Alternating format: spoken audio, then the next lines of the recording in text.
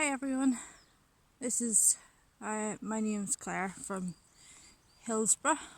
I'm going to talk about my life with FND.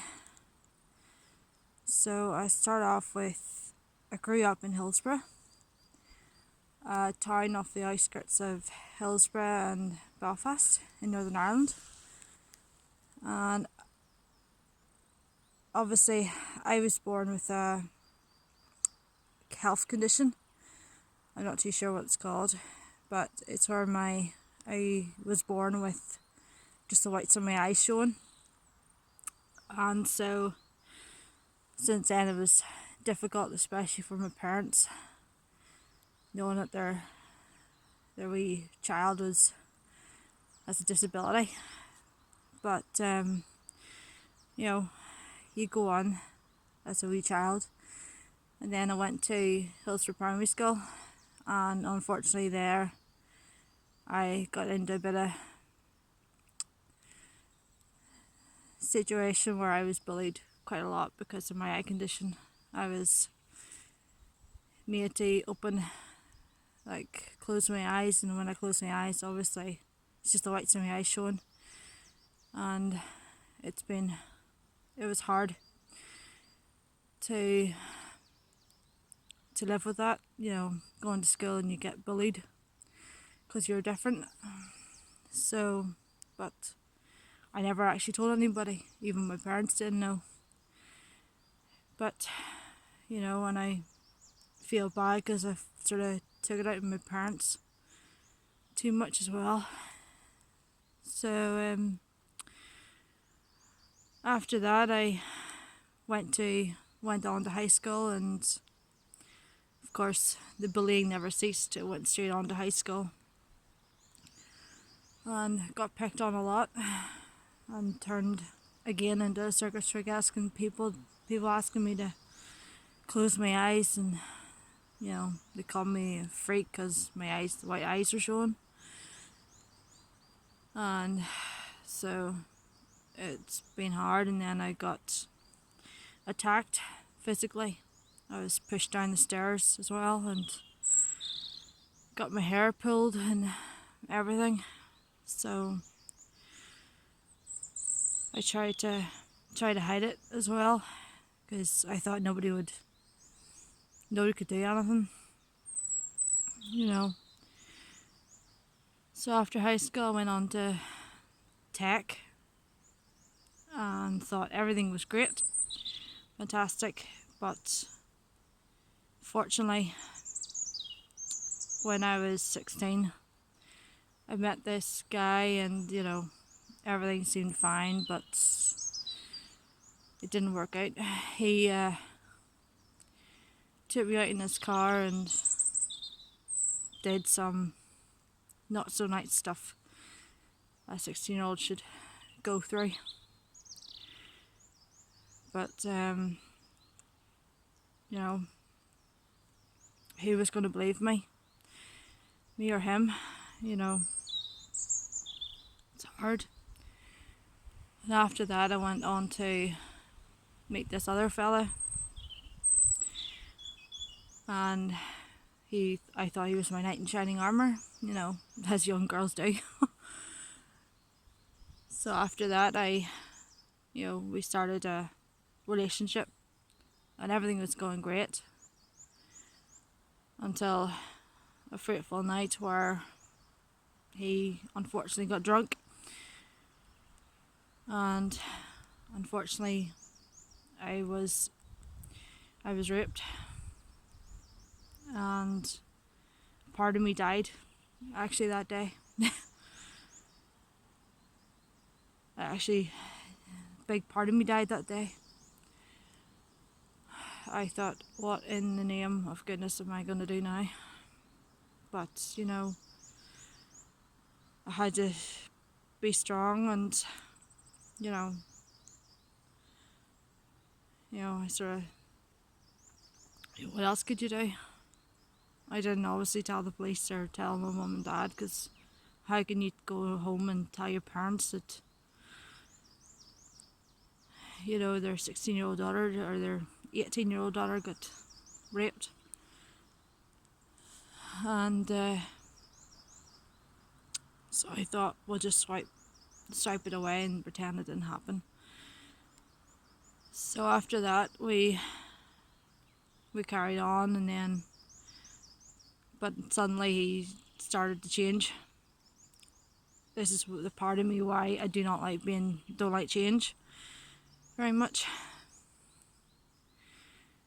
He started, distancing me from people. I wasn't allowed to meet anybody, I wasn't allowed to speak to anybody. And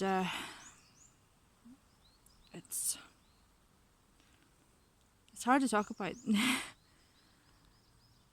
but actually in tech, that I got the same guy that I had a relationship with. He threw keyboards at my head, he threw mouse at my head, he even fired a fire extinguisher as well.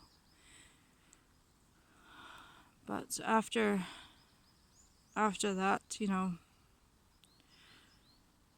your mind starts changing. A lot of people don't realize that you are hurt. You do hurt people by saying things and doing things. It hurts the mind. So people really do need to be careful what they say to people. It does change their lives quite madly. But after that, he started abusing me emotionally, and because obviously I thought this guy was my knight in shining armour, and he told me, I would never find anybody else. I was only with him. But, so I went through a lot of health tests, obviously, and everybody thought I had autism, I had this, I had that. Everybody's putting labels on it. But so after the trauma with all the rape, he still didn't understand that, what he was doing wrong. It wasn't until the other thing is, I was shot. He shot me as well by a BB gun, and he thought it was hilarious. And I tried to save this guy as well by protecting him from somebody, but I did not realise that somebody had a knife. So of course I could have been stabbed that day as well.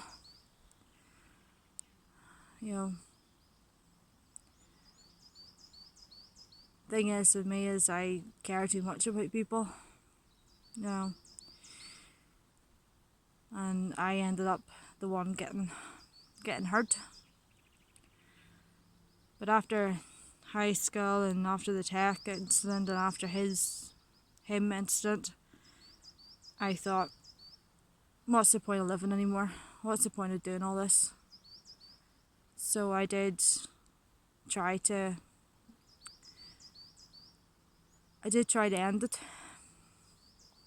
because I couldn't cope with all the emotional pain I was going through. I thought, I can't go through any more of this. So, but something happened that day, and I, came back. I decided that was my call for help, so I went and, seen my doctor and my GP and got the help I needed. But of course, they again put labels on it, thinking, it's depression, you've got psychological needs. And that's fine, that's fair enough. But they weren't actually getting to the real issue. But then as life went on, I decided, alright, I'm going to do something with myself. So, I wanted to do something for myself and for my family, to prove that, yes, I've gone through a whole lot of crap, excuse my language, but I'm going to make something of myself. So I went on and I got myself a job. Got my first job in a restaurant in Lisburn, McDonald's, and everything was great. I thought, perfect. My life is starting to go back to normal. And then, of course, knight in shining armour comes again. Not this one, a different guy. I thought, great, new life, new start, new partner, brilliant. I even got myself a wee house on my own, brilliant. And then, of course, my life turned again. I began having seizures in June last year, and I wasn't really sure what was obviously happening. I was sort of scared, that I was having these seizures. I was having wild headaches as well. So I went to see my GP, and it was, he couldn't really say much because, he says we're going to investigate it. So we investigated it, and in October last year I was sent straight to hospital because they were getting more frequent. The seizures were coming 40 to 60 of them since June, or it could be even over 100 of them. So I decided, okay, we'll go and get tested. So I went straight into hospital, and it was actually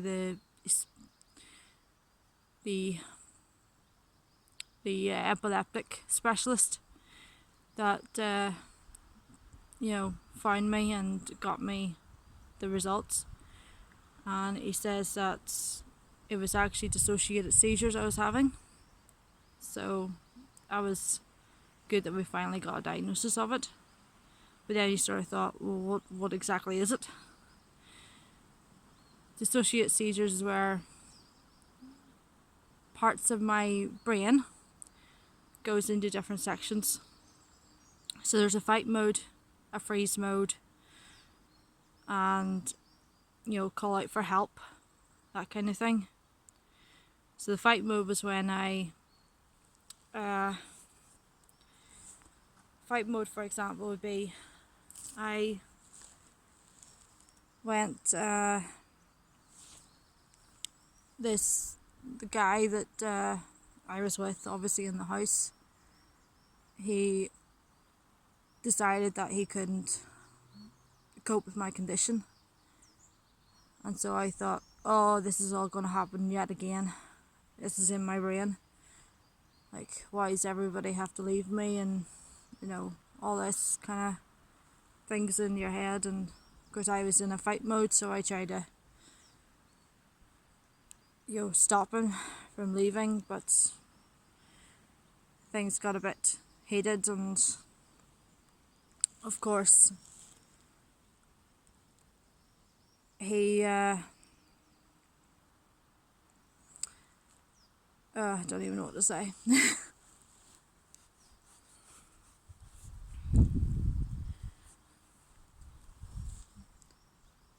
It's hard to describe sometimes, but I'm just trying to tell people that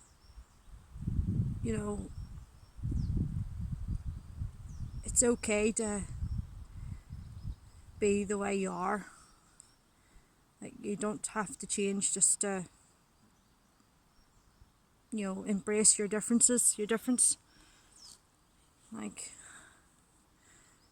I had dissociative seizures, and then I had dissociative amnesia, where my brain decided it's going to blank out what I went through, like the trauma and everything I went through. So it blanked my memory out. And it was hard because I didn't know anybody. Luckily I knew my parents, who my parents were, but I lost all the memory of the people I had in McDonald's. The ex-partner was gone. I told everybody that, I've no memory of him. Like, I was living on my own for 7 months with nobody. And then some people turn around and say, oh, you're making it up, stop your making up that you've lost your memory just because somebody left you. But those there are the worst things to say to people. I mean, we are not making this condition up. I am telling you now.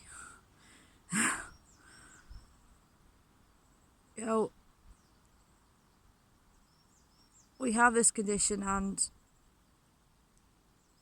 it is uncommon. It's not like you see me walking down the street and you think, oh, she's perfectly fine. No, there is people who are disabled but not physically. We are psychologically disabled because some of us are, go through psychological trauma like I have. People have gone through different things that have got this condition.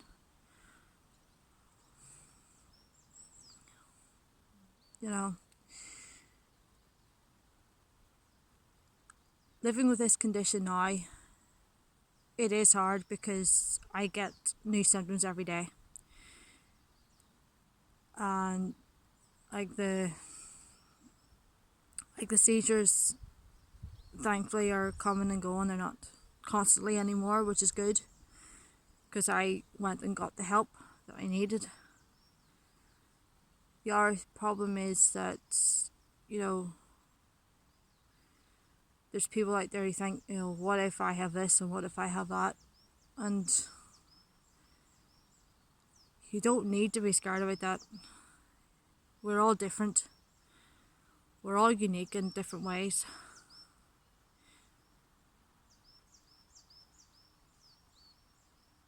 And yes, I went through times of, suicide, but I'm here now, thankfully, with the help of my friends that I've known who have helped me through it, and my parents have helped me through it. It's been hard for them, I can tell you. But you don't need to. I want to put out there that it's okay to ask for help, especially young people. Don't take rubbish from anybody.